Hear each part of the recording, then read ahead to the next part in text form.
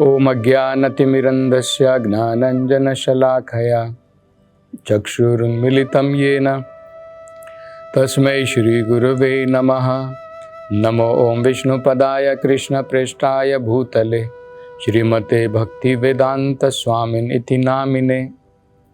नमस्ते सरस्वती देवे गौरवाणी प्रचारिणे निर्विशेषशून्यवादी पाश्चात्यदेशतारिणे।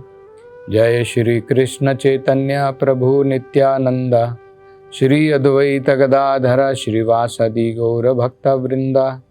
हरे कृष्णा कृष्ण कृष्णा हरे हरे, हरे राम राम राम हरे हरे। हरे कृष्णा। अब ध्रुव महाराज अपनी अगली प्रार्थना करते हैं। उसमें क्या कहते हैं? वो कहते हैं,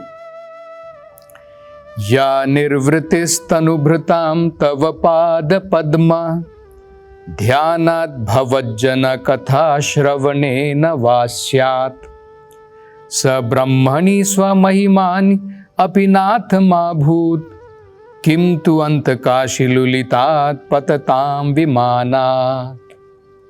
ये भी बड़ा सुंदर श्लोक है। वो कहते हैं, या निर्वृतिस तनुभृताम तव पाद पद्मा ध्यानात् भवज्जन कथा श्रवणेन वा स्यात्। ध्रुव महाराज दो चीजें बता रहे हैं। एक क्या कह रहे हैं, जो आनंद हमें प्राप्त होता है भगवान के चरण कमलों की उपासना करने में और भगवान के शुद्ध भक्तों के बीच में बैठ करके भगवान की कथा का, अमृत का पान करने में जो आनंद की प्राप्ति होती है उसकी कोई तुलना नहीं है। तो देखिए कितना सुंदर संस्कृत के शब्दों का उन्होंने प्रयोग किया है। या निर्वृतिस, निर्वृतिस का मतलब होता है आनंद। ये जो आनंद हमें प्राप्त होता है किसमें? तनुभृताम तव पाद पद्मा। जब व्यक्ति आपके चरण कमलों की उपासना करता है, ध्यानात, उनके ऊपर ध्यान लगाता है। और क्या? भवत जना कथा, आपके जो शुद्ध भक्त हैं, भवत जना कथा श्रवणेन वा स्यात्, उनके साथ बैठ करके जब वो हरि कथा सुनता है, भागवत कथा सुनता है, उस आनंद की जो प्राप्ति होती है उसकी कोई तुलना नहीं है। आगे क्या कहते हैं, किसके साथ कुछ तुलना नहीं है? स ब्रह्मणि स्वमहिमानि अपि नाथ मा भूत्। भगवान, कुछ लोग ऐसे होते हैं जो ज्ञान प्राप्त करके, योगा करके आपकी जो ब्रह्मणी है, आपकी जो ब्रह्म ज्योति है, उसमें मिल जाना चाहते हैं। देखिए क्या कह रहे हैं, स ब्रह्मणि स्वमहिमनि अपि नाथ मा भूत्। हे नाथ, आपकी ब्रह्म ज्योति में जो मिल जाना चाहते हैं उससे उन्हें एक आनंद की प्राप्ति होती है जिसे ब्रह्मानंद कहते हैं। क्योंकि वो ब्रह्म ज्योति में लीन होते हैं इसलिए उनको ब्रह्मानंदी कहते हैं। उनको एक प्रकार के आनंद की प्राप्ति हो रही है जिसे ब्रह्मानंद कहते हैं। तो कहते हैं कि कुछ तुलना नहीं है, ये ब्रह्मानंद की कोई तुलना नहीं है। जो आनंद की प्राप्ति भक्त करता है भगवान के चरण कमलों के ऊपर ध्यान लगा के और भगवान के भक्तों के संग में भागवत कथा, कृष्ण कथा, भगवान की कथा के अमृत का पान करके जो उसे आनंद की प्राप्ति होती है वो ब्रह्म ज्योति में मिलने से बिल्कुल नहीं होती है।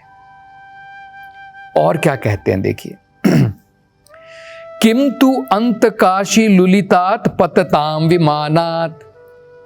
अगर ब्रह्मानंद के आनंद की कोई तुलना नहीं है तो भौतिक आनंद की भला क्या तुलना है। भौतिक आनंद जिसमें व्यक्ति जो है ज़्यादा से ज़्यादा क्या कर सकता है कि भाई स्वर्ग लोक तक जा सकता है, स्वर्ग लोक तक चला गया, इंद्र लोक तक चला गया, ब्रह्मा लोक, सत्य लोक तक चला गया। लेकिन पतताम विमानात, जैसे विमान ऊपर से गिर जाता है। कब गिर जाता है? मान लीजिए विमान जो है आकाश में उड़ रहा है, लेकिन क्या हो गया, विमान का जो ईंधन है, फ्यूल है, जैसे पेट्रोल बोलते हैं ना, विमान का जो पेट्रोल है, जो उसका ईंधन है, जो फ्यूल है विमान का, अगर वो खत्म हो जाता है तो क्या होगा, विमान जो है हवा में नहीं रहेगा, जमीन पर आकर के गिर जाएगा। पतताम विमानात। तो इसी प्रकार से जो भौतिक सुख लोग प्राप्त करना चाहते हैं, इंद्रलोक चंद्रलोक तक जा करके कुछ समय के लिए वहां पर भोग करेंगे, लेकिन जब उनका पुण्य खत्म हो जाएगा, जैसे पेट्रोल खत्म हो जाता है, जब उनका पुण्य खत्म हो जाएगा, दोबारा क्षीणे पुण्य मृत्य लोकम विशंति। उनके पुण्य जैसे ही क्षीण हो जाते हैं, क्षीणे पुण्य, जैसे ही पुण्य कर्म खत्म हो जाते हैं, मृत्य लोकम विशंति, दोबारा आकर के इस भौतिक संसार में गिर जाते हैं। तो ये बहुत ही सुंदर प्रार्थना कर रहे हैं कि भगवान की कथा, भगवान की भक्ति, भगवान के ऊपर ध्यान, उनके चरण कमलों के ऊपर ध्यान, भक्ति रस जो होता है, उससे जिस आनंद की प्राप्ति होती है, उस आनंद की किसी भी और दूसरे आनंद के साथ तुलना नहीं है। कोई बोलेगा नहीं नहीं, ब्रह्मानंद में तो बहुत आनंद है, जब हम भगवान की ब्रह्म ज्योति में जाकर के लीन हो जाएंगे। तो ब्रह्मा ज्योति के आनंद की भी कोई तुलना नहीं है, तो भला भौतिक आनंद की क्या तुलना है? जो भौतिक आनंद मैक्सिमम जो है, हम स्वर्ग लोक तक जा सकते हैं, लेकिन अंत काशी, जब समय बीत जाता है, अंत काशी, जब समय की तलवार चलती है, तब क्या होता है? पतताम विमानात, जैसे विमान गिर जाता है, इसी प्रकार से व्यक्ति दोबारा स्वर्ग लोक से धरती लोक पर दोबारा आ जाता है।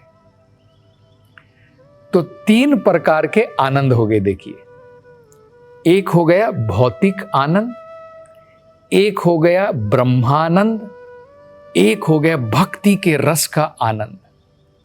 अब देखिए तीनों की वेदों में क्या तुलना की गई है।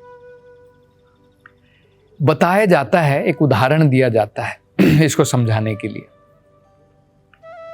हमें अगर बहुत प्यास लगी है, आपको बहुत प्यास लगी है, आप अपनी प्यास को जो है तृप्त करना चाहते हैं। अगर आपको मैं रेगिस्तान में भेज दूं, मरुस्थल में भेज दूं, डेजर्ट में, भाई आप उधर जाओ डेजर्ट में, आपको उधर जाने के बाद में आपके हाथ के ऊपर एक बूंद पानी डाल दूंगा, आपकी प्यास बुझा लीजिए। क्या आपकी प्यास बुझेगी? उस पानी की एक बूंद को देखने के बाद आपकी प्यास तो और ज्यादा बढ़ जाएगी, बुझेगी नहीं। फिर मैं कहूं कि नहीं भाई ठीक है, एक बूंद से नहीं बुझेगी, आपको चुल्लू भर पानी दे दूंगा। चुल्लू का मतलब होता है आपके हाथ के अंदर में, कई बार हम लोग पानी पीते हैं ना, एक ग्लास में से डालते हैं अपने हाथ के अंदर में, पाम फुल ऑफ वाटर। क्या इससे आपकी प्यास बुझ जाएगी? इससे भी नहीं बुझेगी। लेकिन अगर आपके पास में पूर्ण सागर है पानी का, अमृत पानी का, तो आप तो उसमें गोते लगा सकते हैं। तो ये कंपैरिजन, ये तुलना की गई है।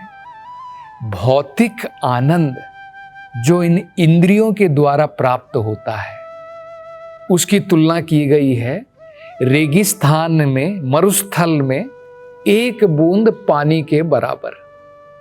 तो जो भी हम भौतिक सुख भोग रहे हैं, एक बूंद पानी के बराबर है। क्या इसके द्वारा आत्मा की तृप्ति हो जाएगी? इसलिए हम लोग देखते हैं कोई भी व्यक्ति तृप्त नहीं है संसार में। हमारे पास में बैंक बैलेंस हम बढ़ा लेते हैं, हमारे पास में है सगे संबंधी लोग हैं, इतनी सारी चीजें हम लोग करते हैं भौतिक संसार में, लेकिन फिर भी कोई तृप्ति नहीं है, कोई आनंद की प्राप्ति नहीं है। भगवान भौतिक आनंद के बारे में क्या बताते हैं? आदि अंतवंत कौन्तेय। इस आनंद की कुछ शुरुआत होती है, थोड़ी देर के बाद में अंत हो जाता है। मान लीजिए अगर आप रसगुल्ला खाते हैं, आप गुलाब जामुन खाते हैं, एक गुलाब जामुन आपको अच्छा लगेगा, 2 अच्छे लगेंगे, 3 अच्छे लगेंगे, उसके बाद में क्या होगा? आप गुलाब जामुन को और खाएंगे तो उल्टी कर देंगे। ये भौतिक आनंद होता है, इसकी शुरुआत और एक समय इसका अंत हो जाता है। लेकिन आत्मा की तृप्ति इसके द्वारा नहीं होती, ये तो एक बूंद के बराबर है। और ब्रह्मानंद जो ज्ञानी लोग, योगी लोग जो प्राप्त करना चाहते हैं कि मैं भगवान में विलीन हो जाऊंगा, मैं भगवान के ब्रह्मन में, ब्रह्म ज्योति में विलीन हो जाऊंगा, उस आनंद को एक हाथ के जो छोटे से पानी में, उसमें पानी डाल दें, चुल्लू भर पानी जिसे बोलते हैं, उसको जो है उसके बराबर है।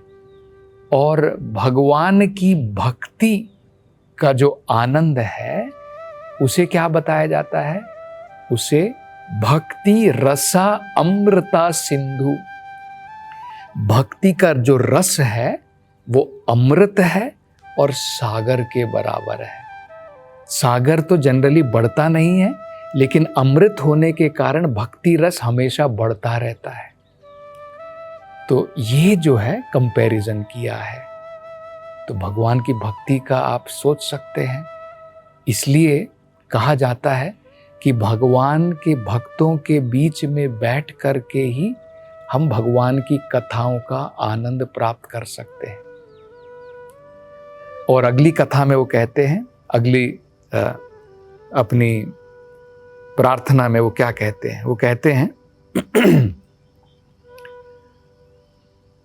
भक्तिं मुहुः प्रहवतां त्वयि मे प्रसंगो भूयादनंत महतां अमलाशयानां येन अंजसो उल्बनम् उरुव्यसनं भवाब्धिं नेसे भवत गुण कथामृतपान मत्तः। वो क्या कह रहे हैं? ध्रुव महाराज कह रहे हैं, हे अनंता, भगवान को वो कह रहे हैं अनंत है। तो भगवान भी अनंत है, भगवान की भक्ति भी अनंत है, और उसमें जो आनंद की प्राप्ति होती है वो भी अनंत है। तो क्या कह रहे हैं?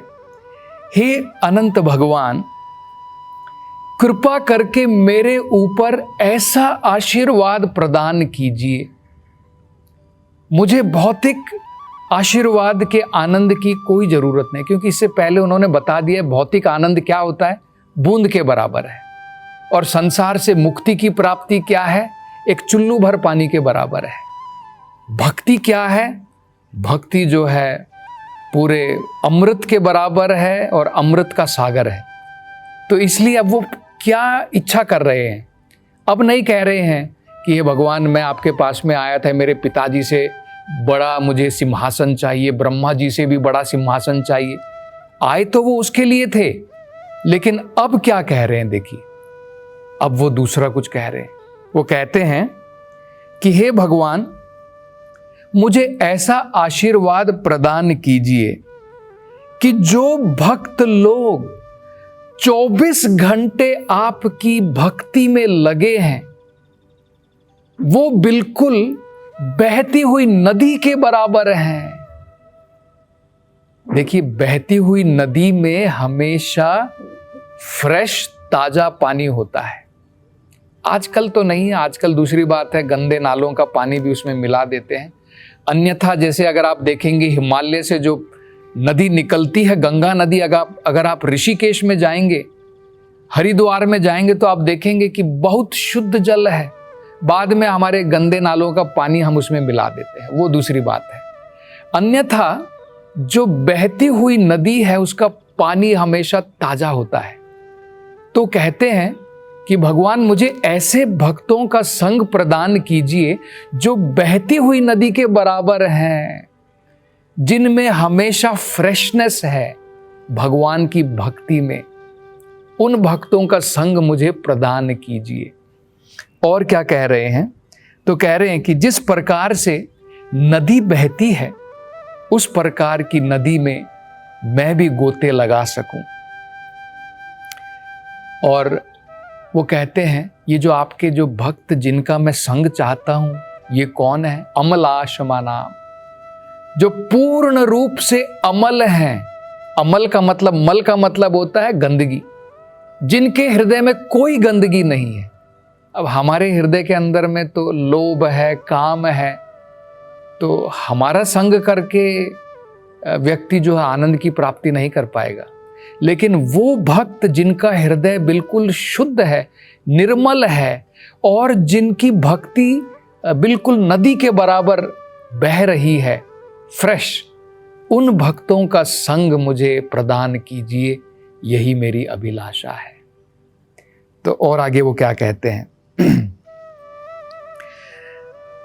हे भगवान, आपकी भक्ति करने से मुझे पूर्ण रूप से भरोसा है कि ये जो भौतिक संसार है तो सागर के बराबर है, जिसमें अनेकों प्रकार की अग्नियां उठ रही हैं, अनेकों प्रकार की विपदाएं हैं। ये मेरे लिए बहुत आसान हो जाएगा पार करने के लिए अगर मैं इस प्रकार के शुद्ध भक्तों का संग करूंगा। इसलिए मैं अब बिल्कुल मतवाला हो रहा हूं आपकी कथा, आपके गुणों का वर्णन सुनने के लिए इन भक्तों के संग में। तो दो चीजें बड़ी महत्वपूर्ण ध्रुव महाराज कह रहे हैं। एक तो उन भक्तों का संग प्राप्त करना चाहते हैं जिनके संग में वो ये भगवान की भक्ति के आनंद को जो है पूर्ण रूप से उसमें गोते लगा पाएंगे, उसको पूर्ण रूप से चख पाएंगे, उसको पी पाएंगे अमृत को। और दूसरा वो कहते हैं, क्योंकि कोई कह सकता है कि भाई ठीक है, भक्तों के संग में तुम बड़े खुश हो, वो तो ठीक है, लेकिन तुम्हारी मुक्ति कैसे होगी? कोई पूछ सकता है, मुक्ति के लिए क्या करोगे? तो कहते हैं कि भगवान की कथा सुनने मात्र से, इन भक्तों के संग में भक्ति मात्र करने से, वो कहते हैं जो ये समुद्र है इसको हम आसानी से पार कर पाएंगे, आसानी के साथ में पार कर पाएंगे। तो ये जो है ध्रुव महाराज चाहते हैं। और अब अपनी अगली प्रार्थनाओं में वो क्या कहेंगे उसकी चर्चा अगली कथा में करेंगे। हरे कृष्ण।